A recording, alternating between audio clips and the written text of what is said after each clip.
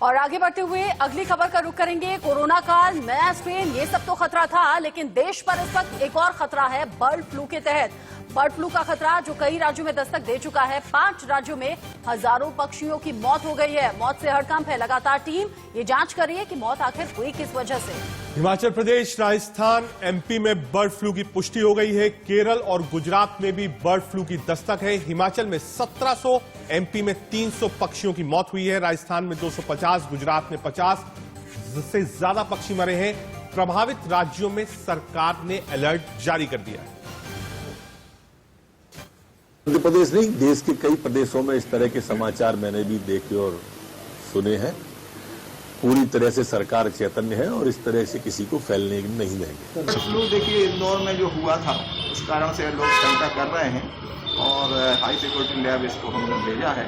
वहाँ से जो आएगा रिजल्ट तो उसमें जो बता देंगे, लेकिन हमने अपने पूरे जिले में सभी विकासखंड स्तर पर अपने स्टाफ के सभी लोगों को पत्र जारी कर दिया है कि विशेष सावधानी रखें और जहाँ जहाँ पोल्ट्री फार्म है उनको भी सावधानी बरतने की निर्देश है। गत 2-3 दिनों से एवियन इन्फ्लुएंजा, जिसको हम बर्ड फ्लू भी कहते हैं, उससे राजस्थान में कौवों की और अन्य पक्षियों की मौत की खबरें सामने आ रही हैं। तो इसी को दृष्टिगत रखते हुए मुख्य वन्यजीव प्रतिपालक राजस्थान सरकार वन विभाग ने एडवाइजरी भी जारी की है और सभी डीएफओज को और फॉरेस्ट ऑफिसर्स को इस बाबत आगाह किया है कि जहां कहीं भी पक्षियों की मौत नजर आती है या कोई अवलोकित होती है तो उस बारे में। कोरोना काल से हम सब जूझ रहे हैं, नए स्ट्रेन का खतरा है, लेकिन इसी बीच बर्ड फ्लू का खतरा। अब राज्य सरकारें लगातार अलर्ट पर हैं, लेकिन आपके लिए जानना जरूरी कि किन किन लोगों के बीच में बर्ड फ्लू का खतरा बहुत ज्यादा बढ़ सकता है और कैसे एहतियात बरत सकते हैं। दरअसल H5N1 में लंबे समय तक जीवित रहने की क्षमता होती है और यही खतरे की सबसे बड़ी घंटी है। संक्रमित पक्षियों में मल और उनकी लार में ये वायरस 10 दिन तक जिंदा रहता है। दूषित सतहों को छूने से ये संक्रमण और ज्यादा फैलता है।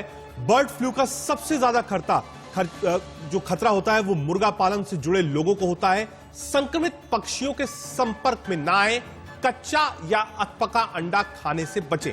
ऐसे में संक्रमित मरीजों की देखभाल करने वाले लोगों को भी बर्ड फ्लू हो सकता है, इसीलिए हम एहतियात बरतने की आपको सलाह दे रहे हैं कि अगर कोई मरीज संक्रमित हो गया है उससे आपको दूरी बनाए रखनी है। जो मुर्गी पालन का काम करते हैं उन्हें खतरा ज्यादा नुकसान पहुंचा सकता है। आपके लिए यह भी जानना जरूरी है कि आखिर बर्ड फ्लू होता क्यों है, कैसे खतरा बढ़ जाता है, कैसे पक्षियों में आ जाता है, जिसकी वजह से लगातार हजारों और अब लाखों तक ये संख्या पहुंच गई है, पक्षियों की मौत हो रही है।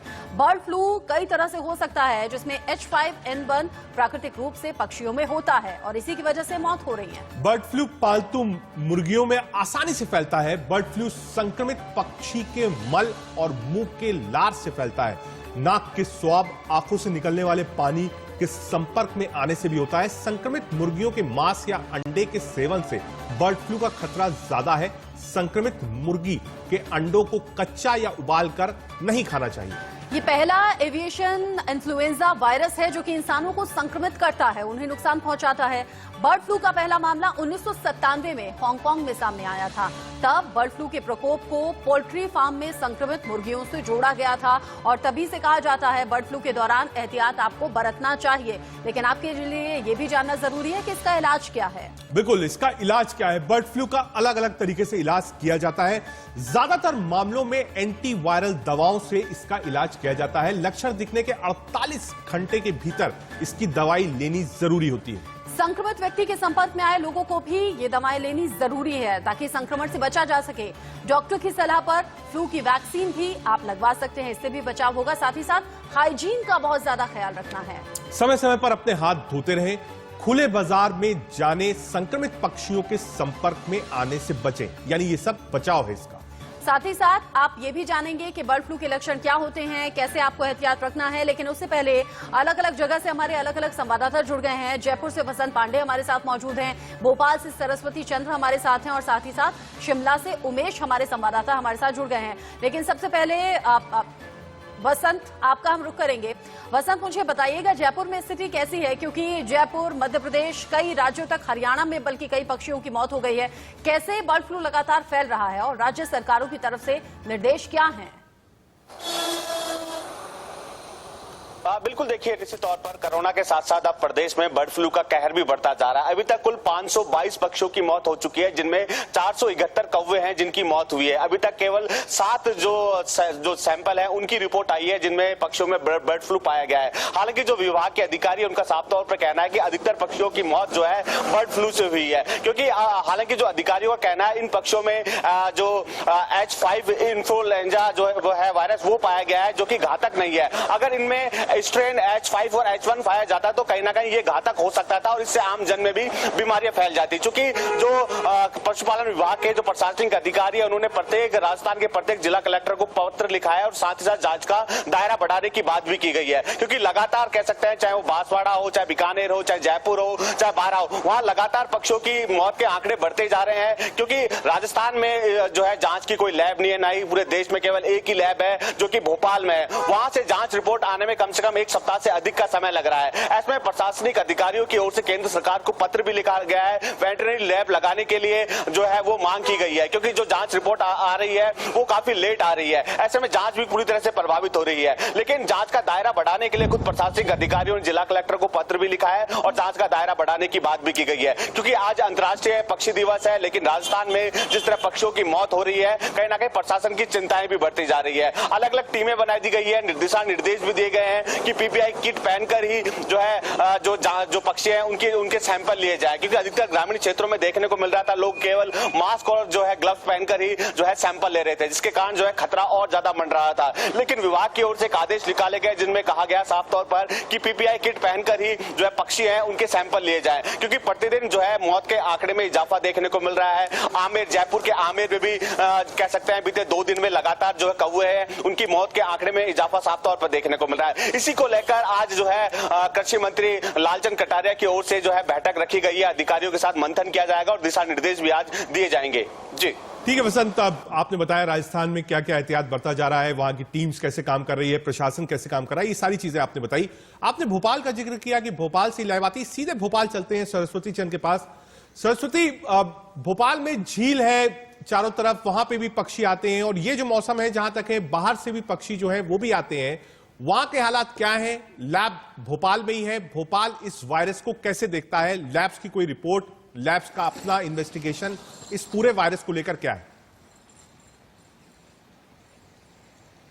देखिए, बिल्कुल भोपाल में सबसे बड़ी लैब है और हाई सिक्योरिटी ये पशु रोग लैब है, जिसमें कि अभी जो इन्फ्लुएंजा है, जो वायरल बीमारी है जो पक्षियों में बर्ड फ्लू हो रहा है, उसकी रिपोर्ट आई है। और जो वहाँ साइंटिस्ट जो हमने बात की उन्होंने ये बताया कि H5N8 ये बीमारी, ये जो वायरस है, और खास इसमें अच्छी बात यह है कि ये मनुष्यों को फिलहाल जो अभी जो सैंपल लिए गए हैं जिनकी मौत हुई है पक्षियों की, उसमें यह पाया गया है कि ये मनुष्यों को प्रभावित नहीं करेगा, तो एक राहत की खबर है। लेकिन मध्य प्रदेश की बात करें तो मध्य प्रदेश में वन विभाग समेत पशुपालन विभाग हाई अलर्ट कर दिया गया है और दिशा निर्देश ये भी दिए गए हैं कि खासतौर से जो जंगल है वहां पर यदि पक्षी कोई मरता है तो सबसे पहले उसकी जो है प्रशासन को रिपोर्ट करें और उसके बाद उसका सैंपल भोपाल भेजें। ये वायरोलॉजी लैब है जो कि सबसे पहले यहाँ पर जो साइंटिस्ट उन्होंने यही बताया कि H5N8 ये पक्षियों में घातक है और अभी तक मध्य प्रदेश में पक्षियों की बात करें तो लगभग 321 पक्षी जो है मर चुके हैं, मौत हो चुकी इस बर्ड फ्लू के चलते। और कौआ सबसे ज्यादा संख्या में मरे हैं, लगभग 172 संख्या इन कौओं की हो चुकी। इंदौर और मंदसौर इस इलाके में ज्यादा मौत हुई है। हालांकि राजधानी भोपाल की बात करें तो यहां पर उतनी केसेस नहीं अभी पाए गए हैं। आसपास के इलाकों में जरूर 10 से 15 पक्षियों की मरने की खबर है जिला प्रशासन को, और वो उनके सैंपल्स जो है भोपाल वायरोलॉजी लैब जो पशु रोग हाई सिक्योरिटी लैब है वहां पर भेज दिए गए हैं। और लेकिन हम अपने दर्शकों को यह बताना चाहेंगे H5N8 जो है ये जो वायरस पाया गया है ये मनुष्यों में उतना घातक नहीं है। तो कोरोना भले ही घातक चल रहा है लेकिन इस बीच ये जरूर है, दोनों ही हमें राहत की खबर ये दे रहे हैं कि फिलहाल पक्षियों के लिए खतरनाक है, पक्षियों के लिहाज से खतरनाक है, लेकिन कम से कम मनुष्यों तक अभी इसका खतरा नहीं है, जो अभी तक की रिसर्च में सामने आया। शिमला से उमेश भी हमारे साथ जुड़ गए हैं। उमेश, शिमला में क्या हाल है? लगातार पक्षियों की मौत, खतरा तो बना हुआ है, फिक्र वाली बात भी है, लेकिन जयपुर से और भोपाल से कम राहत की खबर ये कि ये अभी मनुष्यों के लिए खतरा नहीं है। शिमला से क्या खबर? देखिए, हिमाचल की बात की जाए तो हिमाचल प्रदेश में बहुत बड़ा रिजर्वायर है, पोंग बांध है, जहां लाखों की संख्या में विदेशी पक्षी हिमाचल इन दिनों में आते हैं और इसी रिजर्वायर के आसपास रहते हैं। अभी तक की जानकारी ये है कि लगभग 2000 के आसपास अलग अलग तरह के पक्षी इस बीमारी के चलते जिनकी मौत हुई है, उनको दफनाने का काम, इनको प्रॉपर तरीके से उनकी बॉडीज को दफनाने का काम चल रहा है। तो ऐसे में हिमाचल प्रदेश में ये खतरा ज्यादा बढ़ गया है, क्योंकि हिमाचल प्रदेश में अभी तक 2000 से ज्यादा अलग अलग पक्षियों की मौत हो चुकी है और सरकार ने इसे लेकर इस रिजर्वायर में बाकी जहां ज्यादा पक्षी और जो विदेशी पक्षी आते हैं उनके एरियाज में अलर्ट जारी कर दिया। यानी यहां किसी भी तरह की मानवीय गतिविधि नहीं होगी, कोई इंसानी या पर्यटन कारोबार नहीं होगा और चारागाह जो पशु के लिए चारा लेने जाते थे वो भी नहीं जाएंगे। तो पूरे एरिया में अलर्ट कर दिया है। लगभग कांगड़ा जिले का एक क्षेत्र है जो 4 उपमंडल है, यहां अलर्ट घोषित कर दिया है। कोई भी व्यक्ति इस एरिया में नहीं जाएंगे और इसको डिजास्टर मैनेजमेंट के तहत इसके सजा का प्रावधान भी किया गया। तो फिलहाल 2000 ज्यादा से पक्षी की मौत यहां हुई और इस रिजर्वायर में जाने पे पाबंदी लगा दी गई है। और इस पूरे क्षेत्र में जो 4 उपमंडल पड़ते हैं जहां इन पक्षियों की मौत हुई है, इस क्षेत्र में अंडे, मीट, मांस, मछली के कारोबार पर भी प्रतिबंध लगा दिया गया है। तो फिलहाल सरकार इसको बहुत बड़े पैमाने पे इसका मॉनिटरिंग कर रही है, देख रही है इसके क्या प्रभाव होते हैं। कई अलग अलग लैब में इसके सैंपल भी भेजे जा चुके हैं जहां से H5N1 की एहतियात रखना भी जरूरी है उमेश, क्योंकि जिस तरीके से देश कोरोना से पहले से जूझ रहा है, महामारी से पहले से ग्रसित है, उससे तो उबर पाए नहीं है अब तक। अभी वैक्सीन मिली है, वैक्सीनेशन का काम शुरू होगा। ऐसे में बर्ड फ्लू बड़े खतरे की तरह देश भर में फैल ना जाए, इसीलिए राज्य सरकार अपने अपने स्तर पर काम कर रहे हैं और लोगों से कह रहे हैं हाइजीन आपको रखनी है और नॉनवेज प्लीज ना खाएं। अंडा फिलहाल कुछ दिन के लिए आपको एहतियात बरतना है इस बीमारी से दूर रखने के लिए। बहुत बहुत शुक्रिया सरस्वती चंद्र, साथ ही साथ वसंत पांडे और उमेश आपका इस तमाम अपडेट को हम तक पहुंचाने के लिए।